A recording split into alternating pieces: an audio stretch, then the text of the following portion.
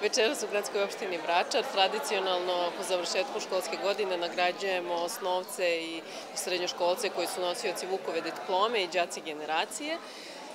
Dodeljujemo im knjige kao najlepše nagrade iz kojih mogu da saznaju nešto novo i da prošire svoje znanja, s obzirom da je znanje najbolji i najvažniji proizvod u 21. veku i da ulagajući u sebe ulažu u svoju budućnost, ali i budućnost zajednice u kojoj žive. Jer se među njima nalaze i budući lekari, i advokati, i inženjeri, i možda i neki političar koji će voditi zemlju kada poraste i za to stasa.